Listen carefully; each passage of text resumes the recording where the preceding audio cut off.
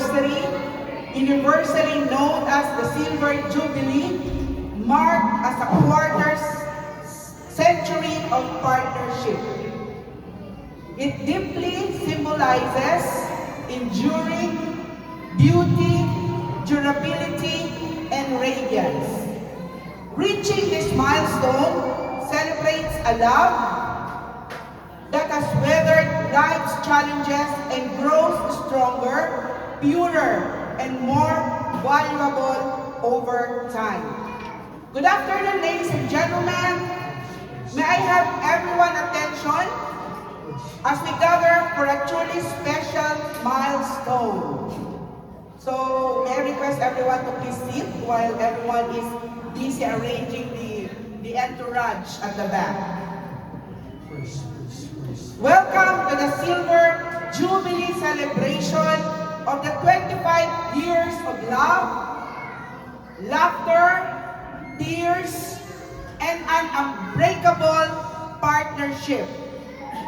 And thank you all for being here to witness the 25th wedding anniversary of Mr. and Mrs. Marlon and Venus Erbe.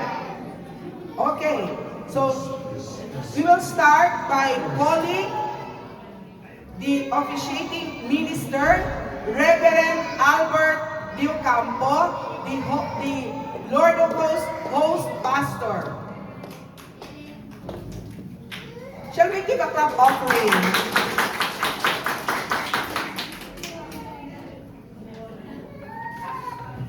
Okay, so first, I would like to call the principal sponsors, Mr. and Mrs. Larry and Del Vizara. Music, please.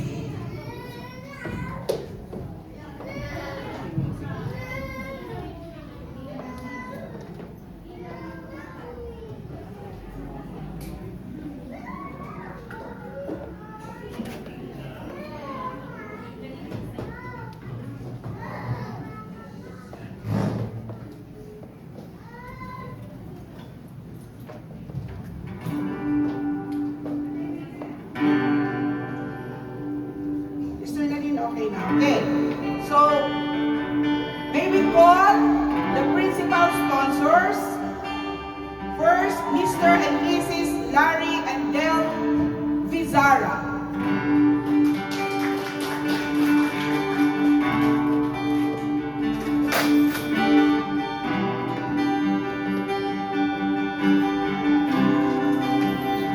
To be followed by Mr.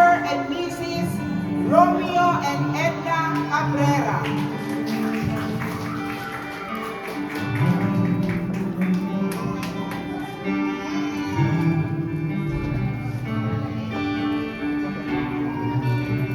And next is Mr. and Mrs. Ashley and Yolanda Liborcio.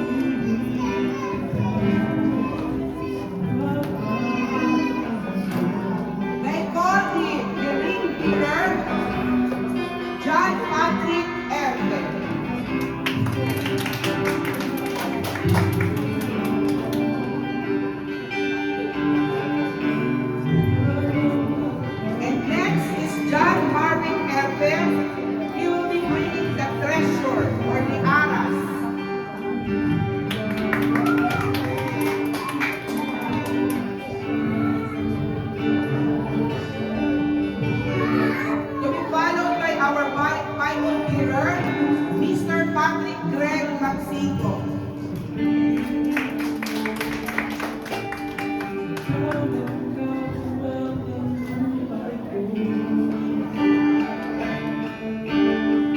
And now the flower girls, the cute flower girls, Maria Adele Manalo,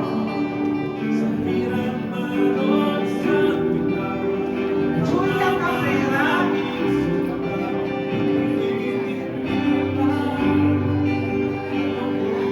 kaya ako malipid ang mamis, Julia Cabrera,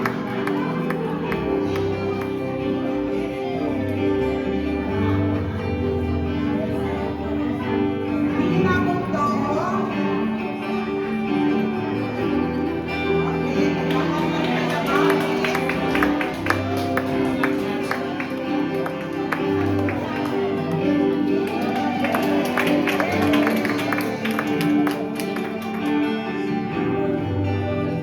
Nina Muntoro,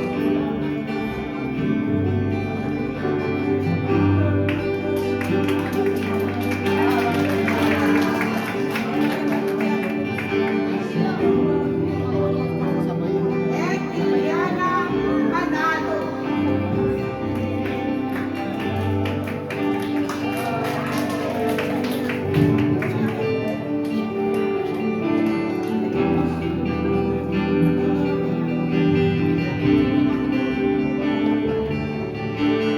Okay, for the grand entrance of the couple, ladies and gentlemen, the moment you've all been waiting for.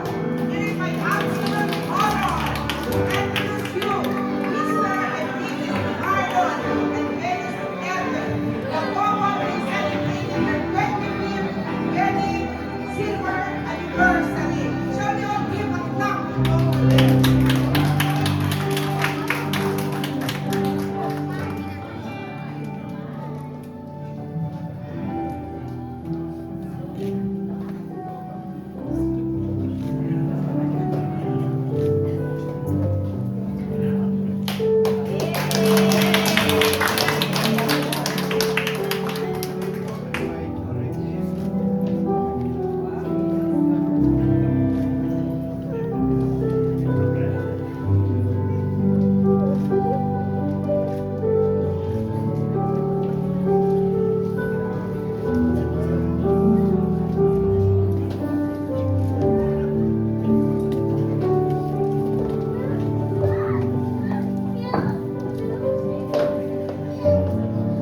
Okay.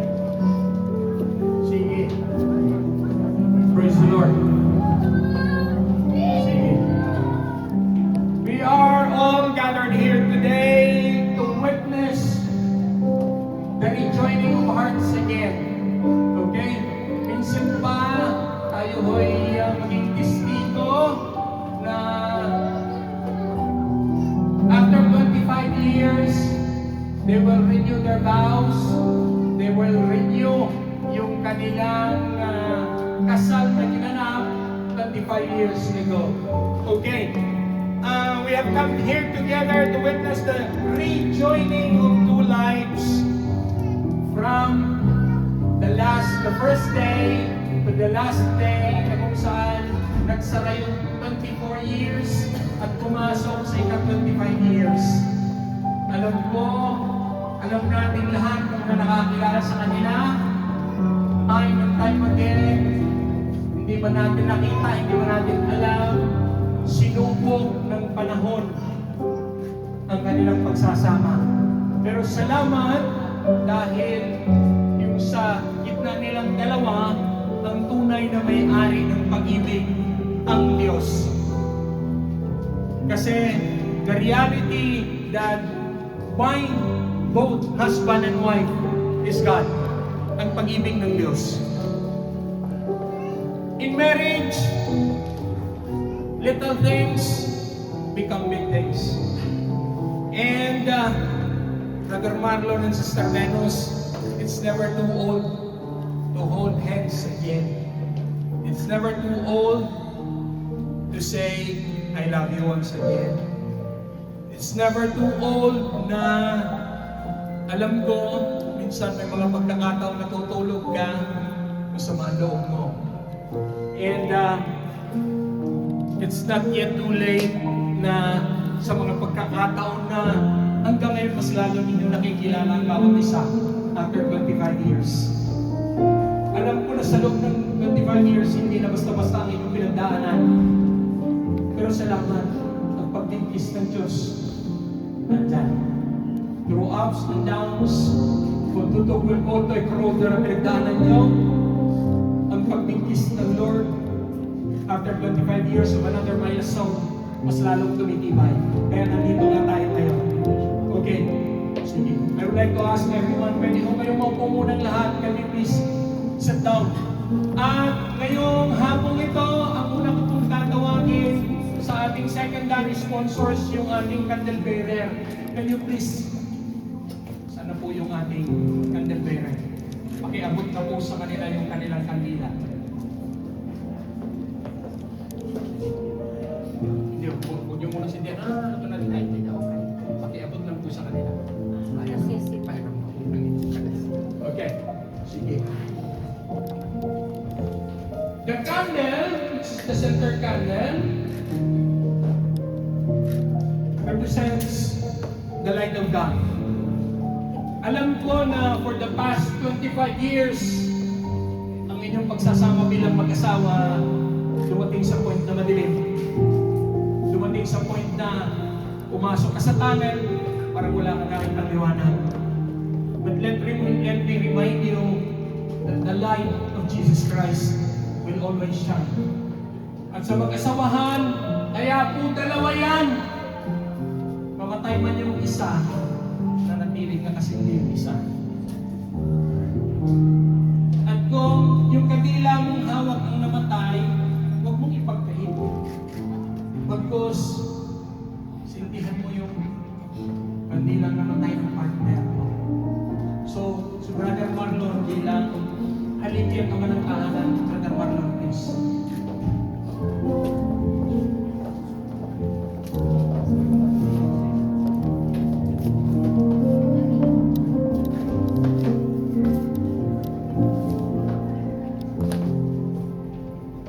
Face each other. Face each other. Okay.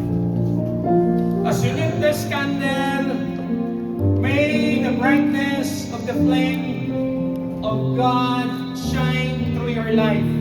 May the twinkle of the one light be a testimony of your once again union. And may this candle burn brightly as a symbol of your love and commitment to each other. The life that each of you experience now individually will there be after united. And so the Bible says, for the two shall become one.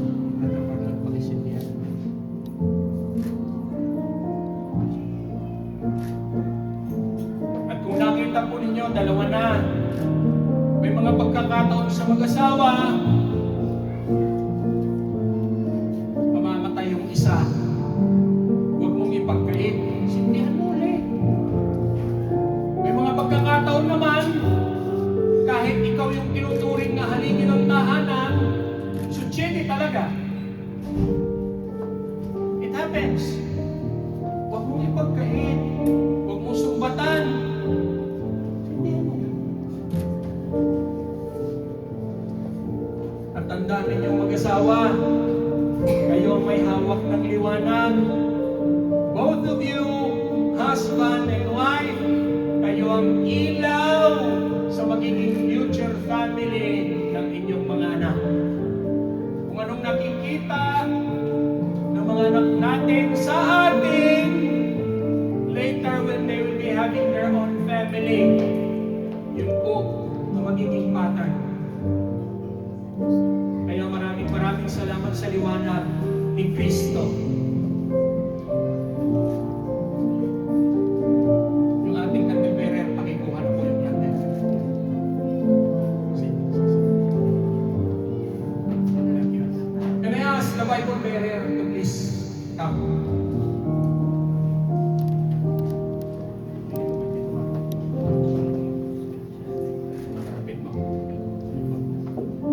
Okay.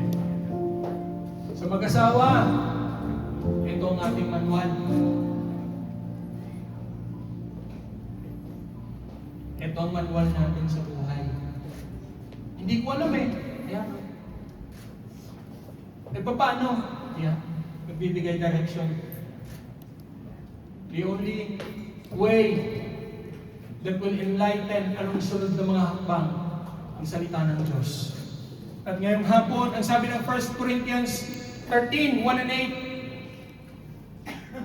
8, love is patient, love is kind, love is not envious, neither it is jealous. Let the Bible be your life manual as it will guide you through your walk together in faith.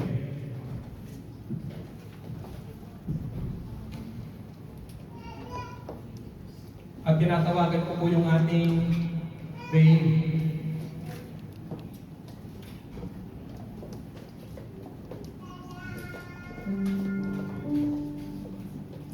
Sige, can you please clothe them with the veil?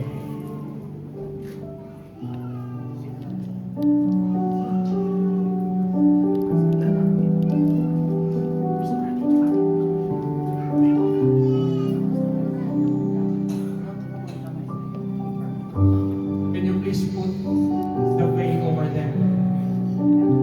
Okay. Ang bilo, nakita niyo ang takip. Hello? Sige, puntahin muna natin matapos. Okay. Sige.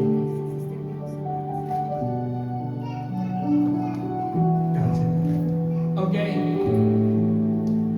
Bakit nilalagyan ng bilo ang mag-asawa? Sa first wedding, papaliwanag ko, sandali.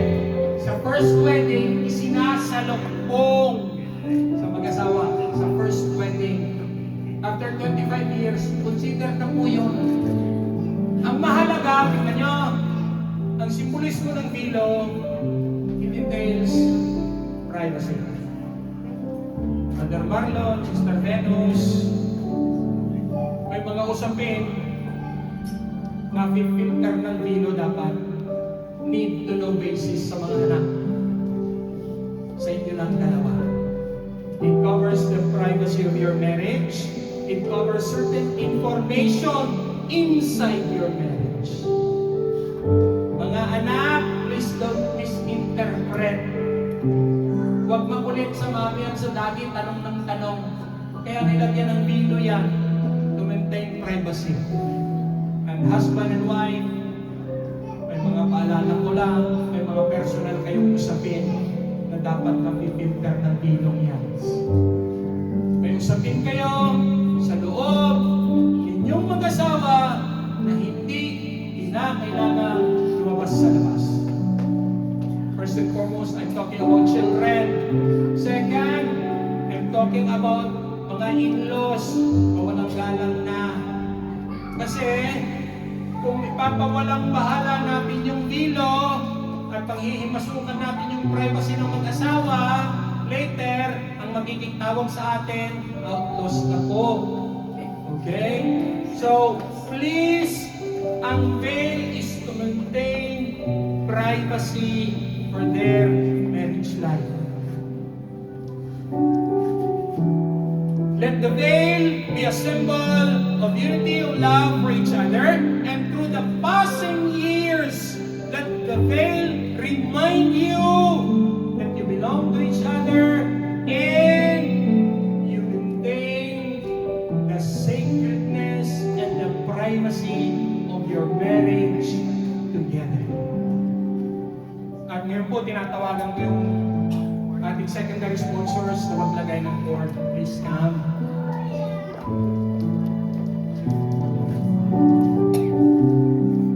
Sige po, pakilagay.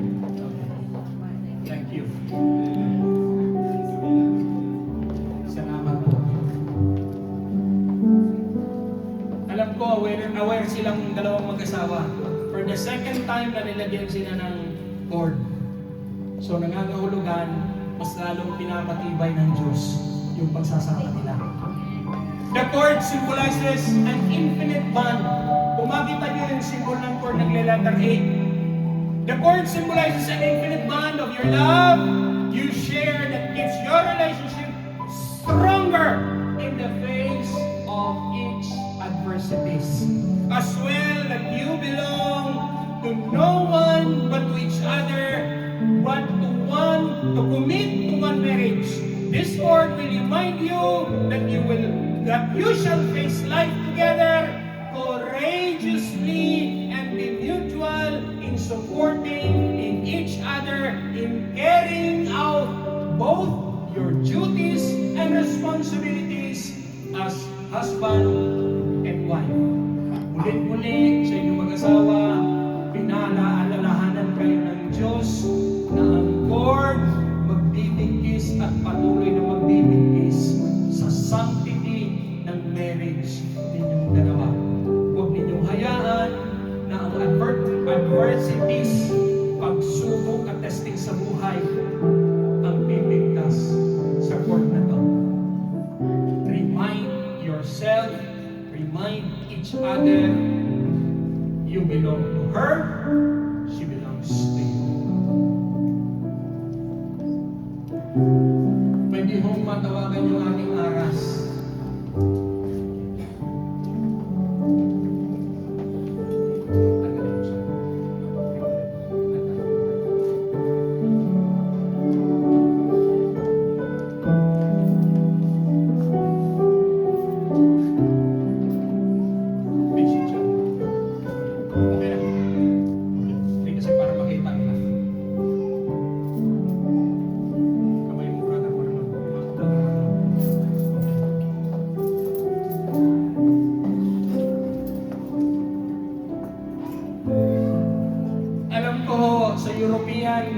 Culture, wala ito. Sa Western culture, they don't exercise this. Sa Filipino culture, they still exercise this. Kasi biblical naman talaga. Ang ama, ang breadwinner ng pamilya.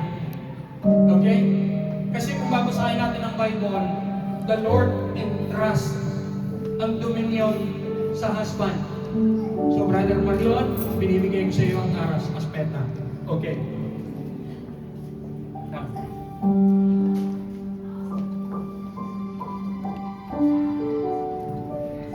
Repeat after me, Brother Marlon.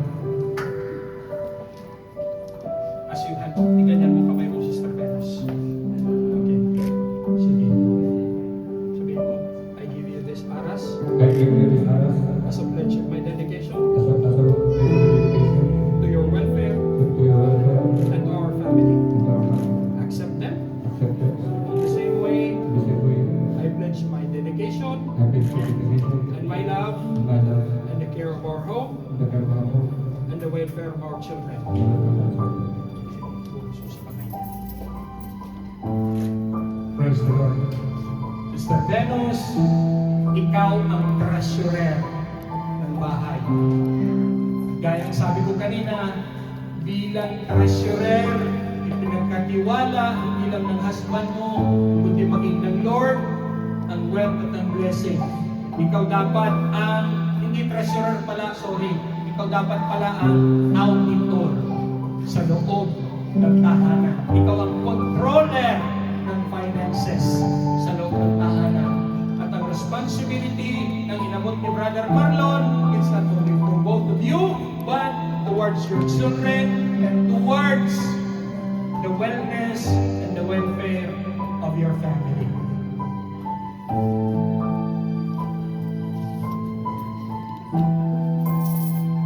Pwede hong manyayahan, pakitanggal po yung cord. And then sunod po pakitanggal yung veil.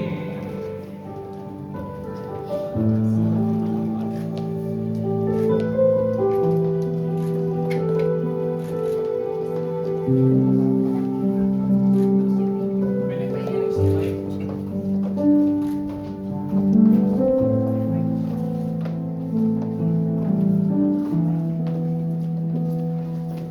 Face each other. Okay.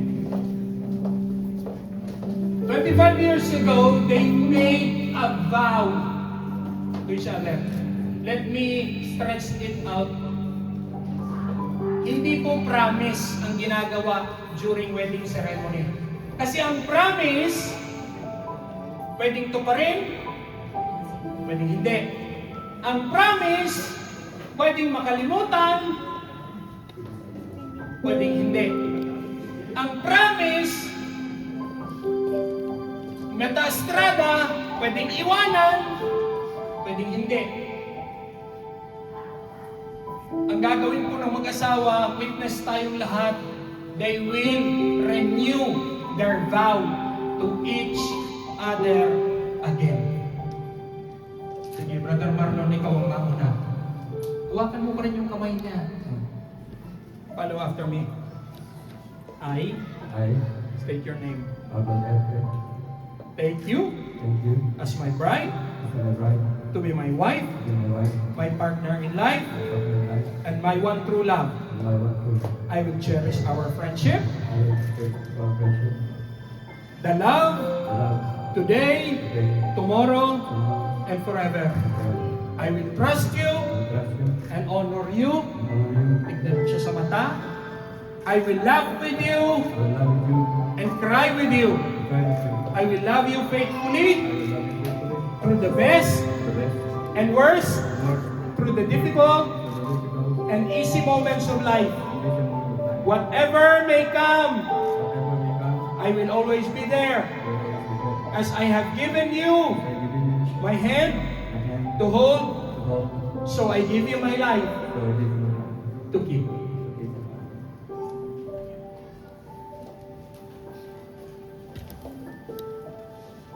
I I, state your name. Lenny Staganas Eric, Take you thank you as my groom, as my groom, my husband, husband, my partner in life, my partner in life, to the one to love, to love, and I will cherish and I will cherish our friendship our friendship today, today, tomorrow, tomorrow, and forever. and forever. I will trust you I will trust you, and honor you. honor you, I will laugh with you I will laugh with you, and cry with you. and cry with you. I will love you faithfully I will love you faithfully, through the best and the worst, through the best and the worst, through the difficulty through the difficulty and easy moments of life. and easy moment of life. Whatever may come, Whatever may come, I will always be there. I will always be there. As I have given you my hand As I given you my hand to hold, to hold, so I give you so I give you my life my life. to keep. Husband, do you take Sister Venus after 25 years to become, to be your wife? Yes, I do. Sister Venus, do you take again to become and to cherish your husband, Brother Marlon? Yes, I do. Palakpakan natin ang Lord.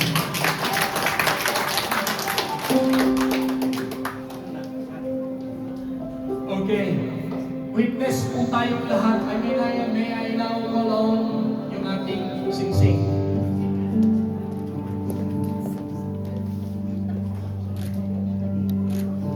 Sige. Pag-pray muna natin. Lord, bless this ring as a symbol. Consecrate the ring as a sign and seal of their love for each other. Bless the rings that will remind them as a symbol of their true love to find each other always and remind them, Panginoon, hallelujah, of their joint responsibility toward each other.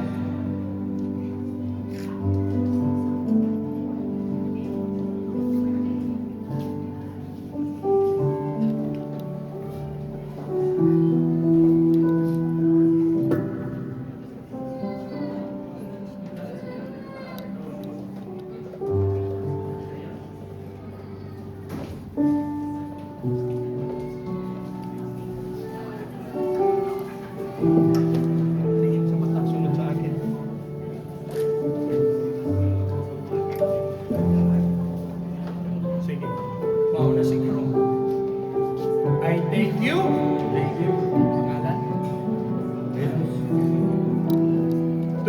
wife, to be my wife, to hold to hold, and to have to have, in health, help, in richer, wisdom, in joy, joy. and I promise to love you. I promise to love you. Wear this ring Wear this ring. as a symbol of my love Symbol of my love. to you To you forever. forever.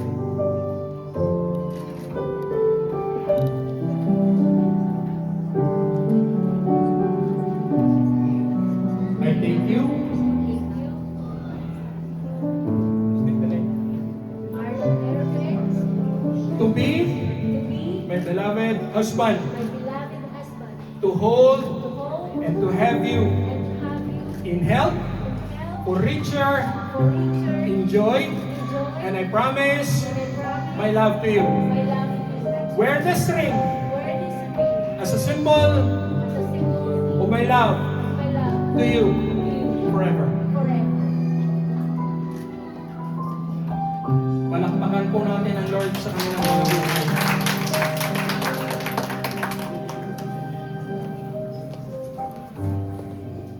Hawak kamay, itaas. Raise both. Yan. And I would like to ask everyone, can we all stand? Iunat natin ang ating mga kamay sa kanila. We will bless both their hands. Okay. Marito, Molie, I want both of you to understand. Gusto ko maintindihan ninyo. These are the hands of your best friend. These are the hands, young and strong, vibrant in love. This is holding your hand once again on your wedding day. And both of you promise that you will love each other for the rest of your days. These are the hands that will work alongside each other, as together you will continue to build your future and you will continue to establish your dreams for each other. These are the hands that will passionately rub your shoulder when you're tired and when you're weary. These are the hands that in countless times will wipe your tears. These are the hands that will hold both of your children each other. These are the hands that will hold you in moments of struggle and difficult times. These are the hands that will comfort you in sickness and console you in grieving moments. Let us pray. Lord, bless these hands you hold before them today. May they always hold each other. Give them the strength to hold during the moments of storms, of stress, and of dark moments of delusionment. Keep them tender and gentle as they nurture each other in their wondrous love. Help these hands to continue building a relationship rich in caring and devoted in reaching for your perfection. We declare that the groom and the bride see these hands as a protector, helper, shelter, and guide. Ang mga kamay na ito, ginagamit ko ang karensa. Hindi kailanman pinipermit ng Diyos na ang mga kamay na ito gagamitin mo para express mo ang anger mo sa partner mo. It doesn't run that way. Let God remind you that these hands ginagamit magkarensa, mag-console. Okay? Sige, we will pray for them. Bless their marriage, O God, as they begin their 25th, after the 25th journey, as they begin their 26th journey. We don't know what lies ahead for the road of the turns and bends, of the ups and downs. Help them to make whatever best that comes along the way. Help them to continue to each other, to continue to enjoy each other as they did 25 years ago. Help them to realize that nothing or no one is perfect except you. Help them to realize not to look for perfection towards each other, but help them understand the shortcomings, the failures of one another. Help them support each other. Help them to learn from each other's mistake, grow from each other mentally, emotionally, and spiritually. Help them to realize that no matter what happens, you will always be with them. Help them to create for their children and their family a peaceful, a stable home filled with your love, founded in your words. But most of all, Father, help them to keep lighted the torch of love that they now share once again, and by their loving example may pass on to their children and to their grandchildren. We pray and we ask this in the name of the Father, and of the Son, and of the Holy Spirit. Amen. Huling paalala po sa mag-asawa, for the last 25 years, kaming mga witness dito, hindi namin nakita yung pinagdaanan. But once again, you have proven to each other, may mga panghihina, may mga panlalamig, pero minsan papalalanan ninyo ang bawat isa. Kailangan natin ang presence at ang tulong ng husband at ng wife. Lalo tigil, panatilihin ang presence ng Diyos sa inyong gitna. Kasi triangle po yan. Ang Diyos, husband and wife. Saka na po sa baba ang mga children. Saka na po sa pinakababa, kapatid, hipag, biyanan, nasa baba po yan ang hierarchy. Okay? By the power vested upon me, I now pronounce you once again, husband and wife.